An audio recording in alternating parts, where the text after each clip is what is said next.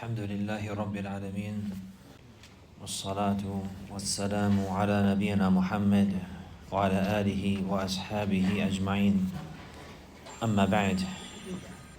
The author he mentioned rahimahullah ta'ala Kitab Az-Zakaah, Kitab Az-Zakaah, the book of Az-Zakaah. Az-Zakaah is the obligatory charity.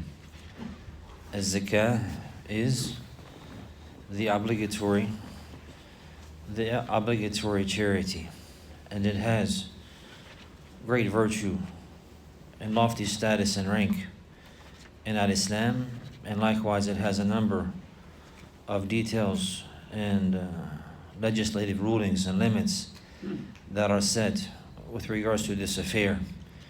The people of knowledge, they mention the zakat lughatan in the Arabic language. It has two meanings. Zakat laha ma'nayan, ay fi al-lugha, that this word is zakat, it has two meanings in the Arabic language. One of them is an-nama or ziyada, to grow and to increase, to grow and to increase.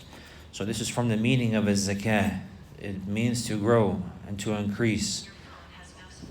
Also, it has the meaning of barakah, blessing, which is similar like that.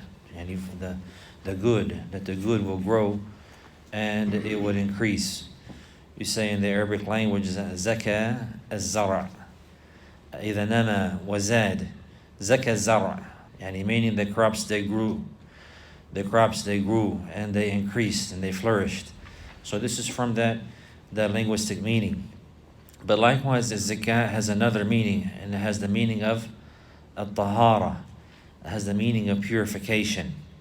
It has the meaning of purification, and from this meaning we have tazkiyatu an-nafs, tazkiyatu an-nafs, the purification of the soul. قد أفلح من زكاها وقد خاب من دساها.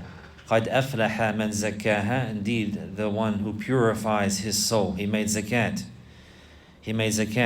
of his soul, يعني تزكية النفس, by having the proper creed and proper belief and purifying his soul from shirk and from misguided understandings, and purifying his soul from the lowly manners and conduct, and purifying his soul from the blemishes of shirk and that which comes with that, from hypocrisy and the desire and lust and love and preference for disobedience and the likes like this, from the lowly ways. The one who purifies his soul from that, and indeed he is successful. وَقَدْ خَابَ مَنْ دَسَّاهَا, and the one who has corrupted his soul and polluted his soul and tainted his soul, and with these affairs, then indeed he has been destroyed. So the point is that the word is zakat, it has both meanings. It has come like this, and likewise Allah referred to the mushrikeen in this book and blamed them that they do not give the zakat. الَّذِينَ لَا يُؤْتُونَ الزَّكَاةَ وَهُمْ بِالْآخِرَةِ هُمْ كَافِرُونَ, those who do not give the zakat. What is intended here is not zakat al-mal. The majority of the mufassirin have all mentioned that what is intended here is they do not give zakat, tawheed. They do not purify their soul with the proper belief and proper creed by singling out Allah alone in worship. الَّذِينَ لَا يُؤْتُونَ الزَّكَاةَ وَهُمْ بِالْآخِرَةِ هُمْ كَافِرُونَ, those who disbelieve. They're disbelievers in the hereafter. They don't give the zakat, meaning they do not purify their soul with tawheed. They do not purify their soul with tawheed. So this is the linguistic aspect of this word, is zakat. It has both meanings. And you use it in this manner like this. Zakah yazku, zukuwan wa zaka'an. A zakat is purity. Is purity. And the issue of the purity of the intention and the purity of the heart and the purity of the soul is very important, and it comes first.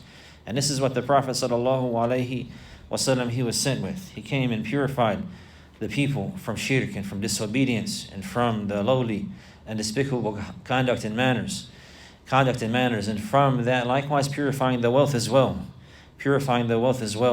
And but the issue of zakat al-nafs is of utmost importance. And this is what Ibrahim alayhi salam, he supplicated for likewise whenever he called on Allah subhanahu wa ta'ala whenever he's building the Kaaba. رَبَّنَا وَبَعَثْ فِيهِمْ رَسُولًا مِّنْهُمْ يَتْلُو عَلَيْهِمْ آيَاتِكَ وَيُعَلِّمُهُمُ الْكِتَابَ وَالْحِكْمَةَ وَيُزَكِّيهِمْ. Like this, O our Lord, send to them a messenger from amongst themselves that will recite to them your verses, reciting to them your verses and teaching them the book and the wisdom and purifying them.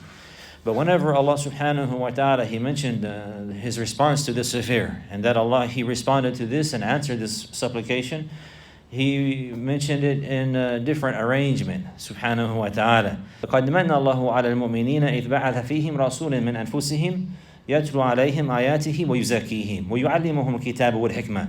So here whenever Allah subhanahu wa ta'ala, He mentions the response, He put the tazkiyah in the beginning. This is the point. And that Ibrahim alayhi salam, he made the supplication that Allah would send a messenger. From the attributes of that messenger, alayhi salatu wassalam, is that in the arrangement of the supplication of Ibrahim alayhi salam, he said he would teach them the book. He would recite to them the verses and teach them the book and the wisdom and purify them. But whenever Allah, He mentions about the response to this, He mentioned a similar issue in these details, but He put the issue of purifying them first. He mentioned the issue of purifying them first, and then teaching them the book and the wisdom. Teaching them the book and the wisdom. An indication that the purification of the soul and the purification of the intention comes first and precedes the knowledge. And if a person, he bears the knowledge, and he carries the knowledge, and he learns the knowledge, but his soul is corrupted and his intention is foul, then that knowledge will be a means of corruption, and it will be a means of problems for that individual, and likewise those who come in contact with him. So the indication of this affair is very important. Even a person, he can reach a high status in knowledge. Even a person, he can reach a high status in knowledge, but if his heart is not pure, and if his soul is not pure, and if he's not given zakah from Allah subhanahu wa ta'ala, he will fall into the lowliest of affairs, and his knowledge will not benefit him. And you will find that some of the people that build these airplanes and this great technology of the internet and the car and the likes like this, and these engines and all these different types of worldly affairs, and the knowledge and the level they have reached with regard to the technology today is an amazing affair. But at the same time, one of them, he will deny the existence of Allah. Or one of them, he will prostrate to a stone besides Allah. Or he will worship a cow besides Allah. And this is from the lowliest of the affairs. And his knowledge, and he brought him to this level that although he figured out all of this math and all of these different equations and all of these different types of technology, he's not able to realize that there's nothing worthy of worship except for Allah. So this is because the issue of zakat, it comes first. It comes first. And this is why Shaykh al-Islam Ibn Taymiyyah rahimahullah, he mentioned about those brilliant individuals that they're considered like geniuses of their times. And those who were great inventors and the likes like this. But they were disbelievers. He mentioned about them, utu zaka'an wa ma utu zaka'an. That they were given cleverness and they were given knowledge, but they were not given purity of intention. They are not purified from shirk and from disbelief and from the misguided concepts and understandings. Utu uluman wa ma utu fuhuman. They were given knowledge, but they were not given understanding. They were given cleverness, but they were not given purity. So therefore, to have purity of intention and to purify oneself for the sake of Allah and seek His pleasure alone, this is from the utmost importance. وَلَوْلَا فَضْلُ اللَّهِ عَلَيْكُمْ وَرَحْمَتُهُ مَا زَكَى مِنْكُمْ مِنْ أَحَدٍ أَبَدًا. Allah, He mentioned in His book that had not been for the grace of Allah and His mercy, not one of you would have had zakat. And not one of you, the meaning of this verse, مَا زَكَى مِنْكُمْ مِنْ أَحَدٍ أَبَدًا, يعني مَا أَحَدْ مِنْكُمْ أَسْلَمَ, يعني وَدَخَلَ فِي الدِّينِ. Not one of you would have accepted Islam and entered to the proper religion. But the word here again is zakah. مَا زَكَى مِنْكُمْ مِنْ أَحَدٍ. Not one of you would be purified. And not one of you would have been guided to Islam and guided to the proper creed and proper belief and the application of that. So here what is intended from the zakat al-mal, to pay the charity, sadaqah. But it's a sadaqah that is considered wajibah. It's an obligation, but the linguistic meaning is included here. And this is the important point. The linguistic meaning is understood in the legislative meaning. And the legislative meaning that the zakat, the one who performs it properly, seeking the reward from Allah, fulfilling the obligation that is upon him, then it will be a means for his wealth to grow and to increase and to become better. and for his wealth to grow and to increase and become better. And likewise, it will be a means as well to purify his wealth. To purify his wealth. And the purification of the wealth in reality is the reason or the means for something to grow and to flourish and to become good. We see that if there are crops, for example, and there's a lot of weeds around it, and the crops, they will not flourish.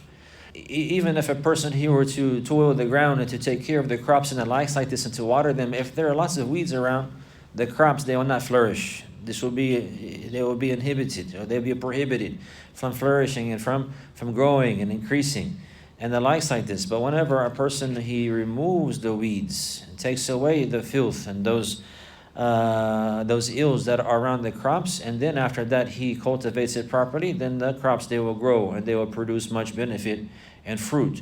So likewise, the soul and also the wealth. And this is the point here. The point here is with regards to the wealth.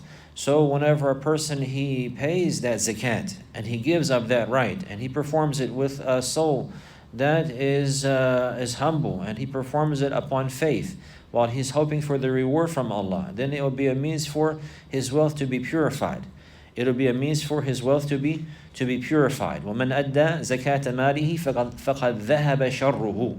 مَنْ أَدَّى زَكَاةَ مَالِهِ فَقَدْ ذَهَبَ شَرُّهُ. It's a narration from the Prophet Muhammad sallallahu alayhi wa sallam, narrated by Ibn Khuzaymah and Tabari and the likes, and it's been authenticated from Shaykh Al-Albani rahimahullah ta'ala that the one who performs the zakat on his wealth, then the evil of that wealth will go away.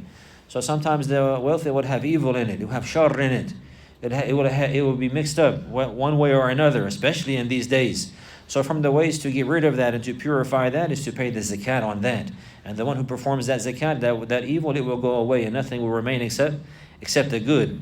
And for this reason, many of the people of knowledge, they have mentioned, even for somebody who does not have the amount of wealth that is obligatory, but he has wealth. For example, somebody who gets a paycheck every month, and before the next month, the paycheck is gone.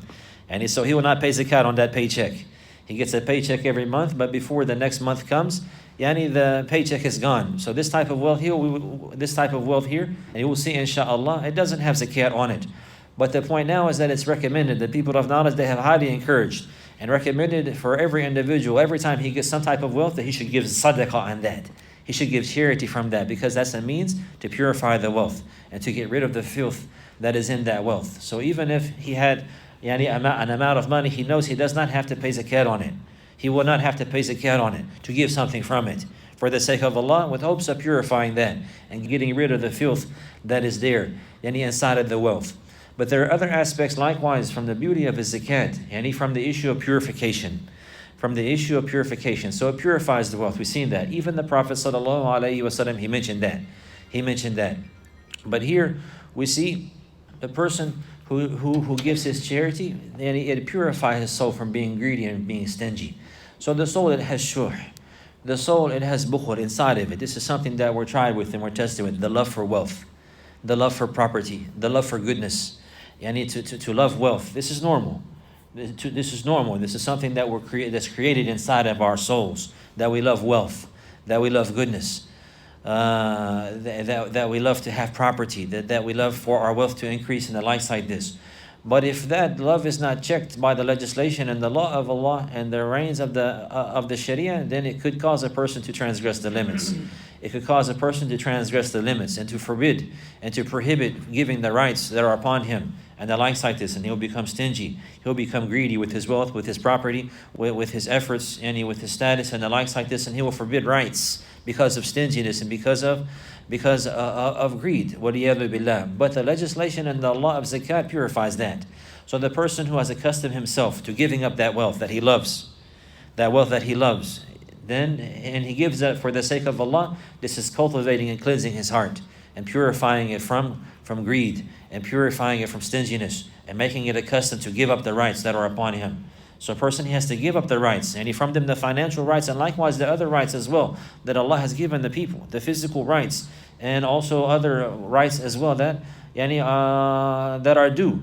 So the zakat purifies the soul from this. وَمَنْ يُوقَ شُحَّ نَفْسِهِ فَأُولَئِكَ هُمُ الْمُفْلِحُونَ. Allah subhanahu wa ta'ala, he mentioned, and the one who is safe, he's safe from the greed of his own soul, then these are the ones they are successful. Then these are the ones they are successful. So the zakat is a purification for the wealth, purifying it from the evil and the likes that had been corrupted or mixed in with the wealth, or that could come from the wealth. Sometimes the wealth, it will have evil in it.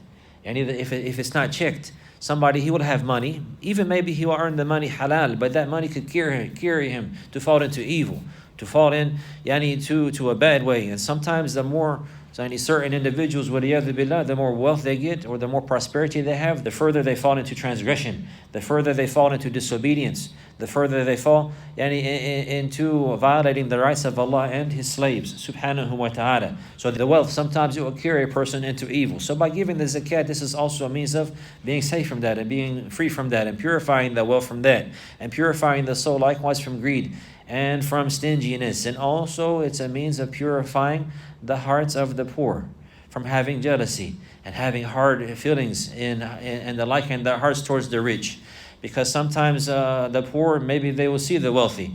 And likewise, the fact that they're in poverty, this is from the decree of Allah. It's something that they must accept and something that they must deal with. For the sake of Allah Azza wa Jal, and then take the legislated means to remove that.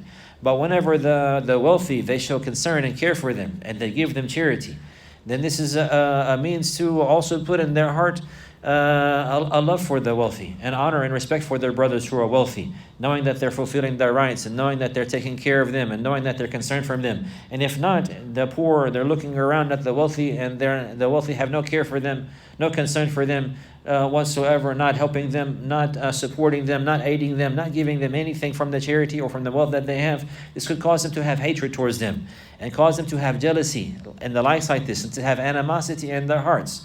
So by the legislation and the law of zakat, it's a means likewise to remove that from the hearts of the poor and the impoverished and from the needy, to remove that jealousy and to remove that envy and the hiqd and the ghina that could be in the heart of the poor towards their wealthy brothers. So all of this is a type of purification, and this is the issue of a zakat. And so therefore it's a means for the wealth to grow and to flourish and to be blessed and to be good and beneficial. And likewise, it's a means of purification. Purification for the wealth, purification for the one who gives the zakat, and purification likewise for the one who's getting the zakat. And also it's a means of purification for the society. Because whenever the society is checked in this manner, and the poverty is taken care of in this way, and those who are poor and impoverished and in need, their needs are met by the wealthy. The wealthy, they give their portion. And the people of knowledge, they have mentioned that if everyone were to give the zakat in the manner legislated and lawfully, that is required and prescribed, then poverty would go away. The poverty would go away. The people, they would be taken care of. The people, they would be taken care of. So this is, again, also from the beauty of Al-Islam. From the beauty of Al-Islam, that it's the law that is legislated and it is prescribed, and from above the heavens, from the Lord of the worlds, and it is encompassing and inclusive from every aspect of the human life, in himself and his soul and his household with his family, and likewise in the society, for the betterment of mankind, for the betterment and the benefit of mankind. The people of knowledge, as I mentioned, and this is with regards to that linguistic meaning or understanding of the zakat and its relationship with the legislative meaning. But the legislative meaning or definition of zakat, the people of knowledge, they mention التعبد لله التعبد لله عز وجل بإخراج جزء مقدر شرعا في مال مخصوص لأصناف مخصوصة بنية. This is from the definitions, or from the most inclusive and concise definitions the people of knowledge, they mention with regards to a zakat shar'an, the legislative meaning. So the first restriction they mention with regards to zakat, the legislative meaning, the one that's considered an act of worship, it is at-ta'abbudu lillah. At-ta'abbudu lillah, that it's an act of worship. It's an act of worship, meaning that it must be sincerity for the sake of Allah. So a person, if he were to give zakat, he were to pay the zakat that's on his wealth, he were to pay that showing off or hoping for the reward from the people or status with the people, to have a hand over the poor and the likes like this. And some people, they do that. They'll give charity to others, but they want to have a hand on top of them. They want to be able to use that individual later and the likes like this. And this is all from a foul intention, Whether the charity, the obligatory, non-obligatory, must be for the sake of Allah. So this is the first issue here. At-ta'abudu lillahi azza wa jal. It's an act of worship for the sake of Allah. It's an act of worship for the sake of Allah. So therefore the intention must hope for the reward from Allah alone and nothing else. Seeking the pleasure of Allah and the mercy of Allah and the acceptance from Allah and the status with Allah azza wa jal by giving this wealth. By giving this wealth and looking for nothing else. Even there's a threat, a great threat, with regards to the one who gives charity hoping for praise from the people.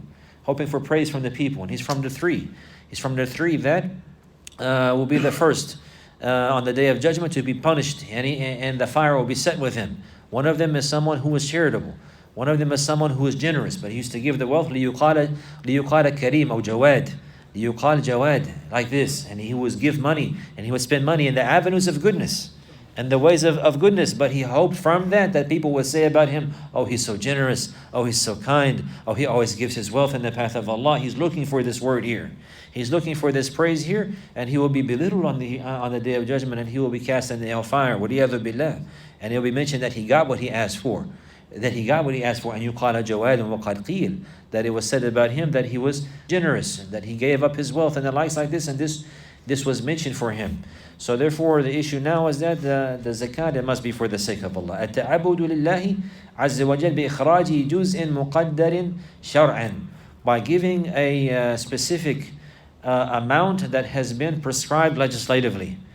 A specific amount that has been prescribed legislatively. So the amount with regards to this zakat is prescribed legislatively.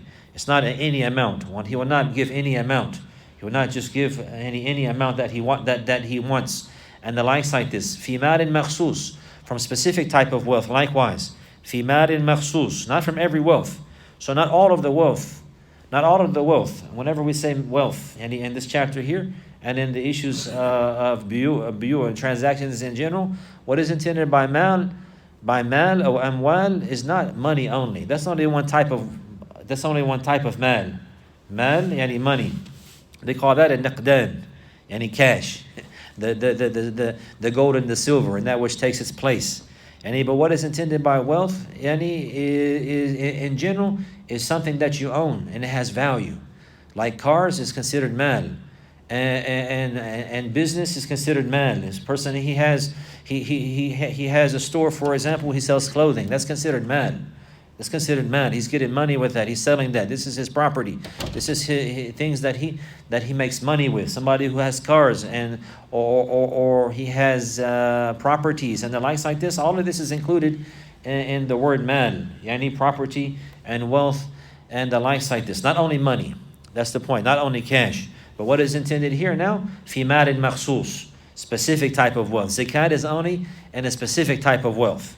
And a specific type of wealth. The people of knowledge, they mentioned that zakat will only be obligatory in 5 types of wealth. And the first one is النقدان الذهب والفضة وما يقوم مقامهما. The first one is gold and silver. There's zakat in gold and silver. And also that which replaces gold and silver from cash money. From cash money. Now also عروض التجارة. عروض التجارة, they're the items that have been prepared for sale. Items that have been prepared for sale. And what is intended by that is to make a profit. Business. Any item that a person, he intends to sell it in order to make a profit, then this item now, it has zakat on it. It has zakat on it. And it will be from those items that will have zakat on it if the rest of the conditions are met. Right now we just talk about this mal and makhsus.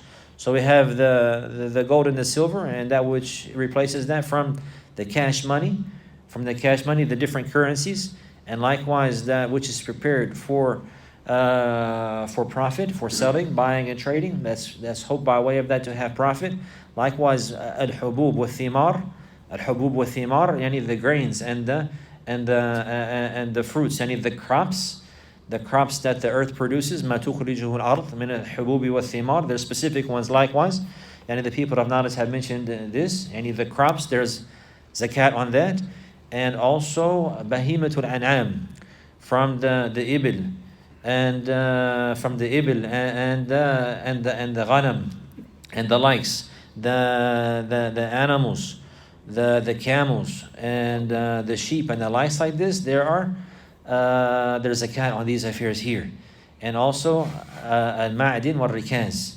This is another issue. The ma'adin is these type of materials, metals and the likes that are found in the earth, that are created there. And also the treasures from the times of Jahiliyyah or from the kuffar that are buried in the land and the likes like this, and a person he finds them, there's zakat on these affairs. So this is the mal al-makhsus. As for other than that, there's no zakat. But then also it has to reach any other conditions that must be fulfilled. So this is the point here. في مال مخصوص لأصناف مخصوصة. And that money, it must be given to specific individuals. The zakat cannot be paid to anybody. The zakat cannot be given to anybody. If a person, he gave zakat to the wrong person, it will not suffice him. It will not fulfill the obligation. If a person, he gave zakat to somebody who did not deserve it, and then he found out that, he will have to give the zakat again. He would have to give the zakat again. The zakat here did not suffice. It was not sufficient. It would not be accepted as zakat. It would just be a regular charity.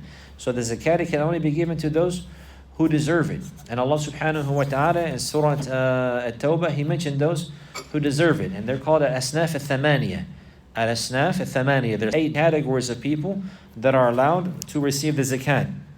In the statement of Allah Azza wa Jal, إِنَّمَا الصَّدَقَاتُ لِلْفُقَرَاءِ وَالْمَسَاكِينِ وَالْعَامِلِينَ عَلَيْهَا وَالْمُؤَلَّفَةِ قُلُوبُهُمْ وَفِي الرِّقَابِ وَالْغَارِمِينَ وَفِي سَبِيلِ اللَّهِ وَابْنِ السَّبِيلِ فَرِيضَةً مِنَ اللَّهِ فَرِيضَةً مِنَ اللَّهِ وَاللَّهُ عَلِيمٌ حَكِيمٌ.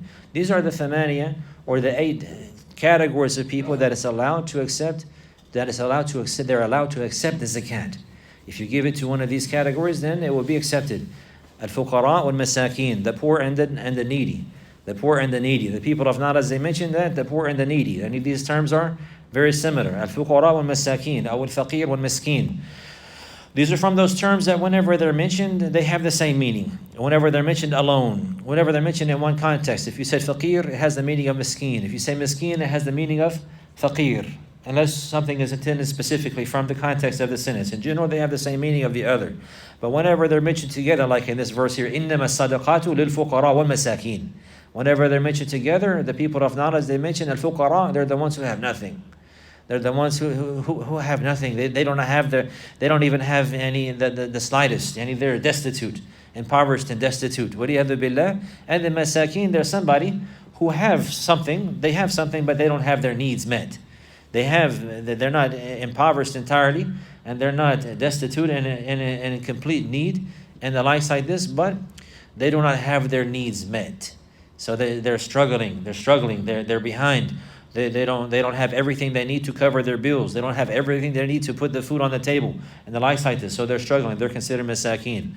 Al-fuqara wal-masakin. So these are the main people who deserve the zakat. But there are others likewise. And we'll go back to the wisdom and that which is most beneficial and the maslaha for the situation and circumstance. But in general, this is the main category that deserves the zakat. But likewise, al-'amilina alayha, those who go and get the zakat.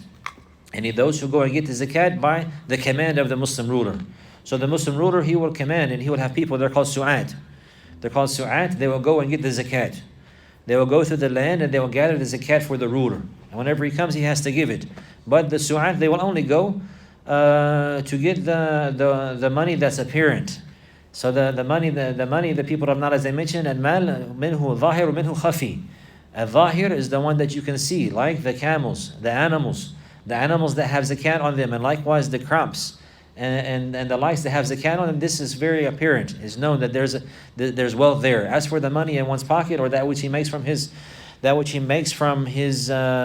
and the likes like this from his business, this is hidden. But nobody knows exactly what he has. Even if somebody says he knows he has a store, for example, nobody knows the cash he has or the profit he has. His money and that he owns himself is hidden, is not known, and it's not apparent to the people. So this type of money here, those who go and get the zakat, they will not go to those who get the zakat from the gold and from the silver and from the money and the likes like this. Rather, they will go and get the zakat from the crops, and they will go and get the zakat from the animals So this is something that they will do. They will send someone to go and gather the zakat. To go and gather the zakat. They're called al-amiluna alayha, أو السعاة. They're the ones who are working for the Muslim ruler, and the likes like this, for the commander, for the leader, to go and get the zakat. They can be given from the zakat. Somebody today, for example, in America, who will benefit others, for example. He knows individuals who have money and have to pay zakat, and he knows other individuals who are allowed to accept the money and the likes like this. So he will go and get the money from the wealthy and give it to the poor and distribute it. Wallahu alam, he's not included here. This is not what is included here. Somebody who said himself, he made himself available in the likes like this one will be considered someone who is mutabarri', and he's doing a voluntary act of charity. What is intended by al-amilina alayha in the verse, and Allah knows best, is those who are appointed by the ruler to take care of this affair. And they will be given a portion by the ruler, not by himself. Not by himself. He will not take a portion that he decided for himself. And the likes like this. Rather, this is something that they're allowed to receive from the zakat. But they're not the ones that will take it themselves or decide the portion that they deserve and the likes like this. We understand this point. إنما الصدقات للفقراء والمساكين والعاملين عليها والمؤلفة قلوبهم. And also المؤلفة قلوبهم. And again, this is from the beauty of Islam. The مؤلفة قلوبهم, they're the people who the Muslims, they will want to unite them. They want to soften their hearts, and they want to draw them to Islam. Or they want to be a means to help either to draw them to Islam, or if they're already Muslims, to make their Islam firm, or even if they're not Muslims, where it's not hoped that they'll come to Islam, at least if you give them some money, they will not harm the Muslims. So all of this is considered al-mu'allafa qulubuhum. Al-mu'allafa qulubuhum, the people that you want to have a good relationship with, and the likes like this. So also it's allowed to give the zakat in this manner. And the Prophet ﷺ, he would do that. Sometimes the tribes would accept Islam, and they would be new, and the likes like this. And then his companions from the Muhajirun and the Ansar, radiallahu anhum, they're strong in faith. Their faith is strong, and their deen is upright and good. And the Prophet ﷺ is aware of that. And then there will be new Muslims, or new tribes who just accepted Islam, and he will give them a great portion of the zakat, or a great portion of the war booty and the likes like this from that aspect. Mu'allafa qulubuhum, to try to draw them close, to try to draw them in, so that they will love the Prophet sallallahu alaihi wasallam, so that they will love the Muslims, so that their Islam will become strong. They'll see the beauty of the deen. And sometimes this is the case. If you give somebody a gift, if you give somebody some money, it will draw him to you. And if you do that out of from the aspect of deen and for the sake of Allah, then many times it would have great benefit. Likewise, to give an enemy, somebody who is a disbeliever, for example, to give him money and to build a relationship with him, so he won't harm the believers. So he'll take pressure off the believers, or so he'll take some type of political moves in order to help the believers and the likes like this, the Muslims, knowing that he's a disbeliever, and the likes like this. And this is something that we see today. And sometimes the Muslim government will give a disbelieving president, for example, a lot of money. A lot of money. Wallahu alam, is that from the zakat or not? This is something that we don't know. But from that aspect, it's allowed. It's allowed to help them so that they don't harm the believers, so that they'll stay away from Mecca, so they'll keep their planes away from Medina, so they'll keep their objectives and their goals away from the Muslims and the likes like this. This is all good. This is all legislated, and this is all mentioned in the book and in the Sunnah. So this is the aspect of that. It's allowed to give from the zakat in this manner. Somebody is hope maybe he will accept Islam. You're talking with him. He's close to accepting Islam and the likes like this, but he hasn't yet. Give him some money. It's allowed to give him money from the zakat here for this example, hoping that he would accept Islam. Hoping that he will accept Islam, or somebody who's a new Muslim, hoping that it will draw them closer, and that they will, that their Islam will be good. That their Islam will be good. So this is al-mu'allafati qulubuhum wa fi riqab, and freeing slaves. And freeing slaves, what gharimin, and those people who have debts. And those people who have debts, wa fi sabilillahi, those who are fighting in the cause of Allah, the soldiers, those who are fighting in the legislative jihad, to give wealth, to give the zakat in this path. Likewise is allowed wa bin as-sabil, and the one who is a wayfarer, the one who's traveling on a journey is cut off and he doesn't have enough wealth to get home, and the likes like this, or to meet his destination. Likewise he can receive from the zakat. Likewise, he can receive from the zakat. Other than that, he cannot receive from the zakat. Some people, for example, they give their money to the masjid. He owes zakat, $100, for example, and he just puts it in the box over there, like this charity box. He sees charity over there, he put it in the box. like this. This will not be accepted. You can't give zakat to build masajid. You can't give zakat to build an Islamic school. You can't give zakat for these reasons. You can't give zakat for these reasons. The zakat will not be accepted. You can give charity, you can give sadaqah, but you can't give zakat. So there's a difference between the two. If a person, he wants to give sadaqah, a non-obligatory charity, he can give it to whom he likes, and with wisdom, alhamdulillah. But as for the zakat, which is an obligatory charity that must be performed on a specific wealth that we have seen, and on specific people, it must be given to specific individuals or categories of people. This is very important. Another thing before I forget, likewise, many people here in America have found out from having discussions with different brothers that they believe that zakat al-fitr is zakat. Some people, they think that zakat al-fitr, and every Ramadan they give zakat al-fitr. They have the impression that this is the zakat that's spoken about from the pillar of Islam. This is not right. This is contrary. This is something completely different. The aspects are completely different, and the legislation is completely different. And this will never suffice. So the one who has the wealth that meets the requirement for zakat, and he to simply pay zakat al-fitr, that would never accept. That's never accepted. That's not even the same. It's completely different. Here this is called zakat al-mal. Zakat al-mal. So here this is again a type of worship for Allah by giving a specific amount of wealth that is prescribed legislatively, and it is from specific types of wealth. A specific amount from specific types of wealth, specific types of wealth to specific categories of people. Biniyah, with an intention. So the definition here, it starts out at ta'abud lillah, and the end it ends with biniyah. What's the difference between the two? At-ta'abud lillah, what is that?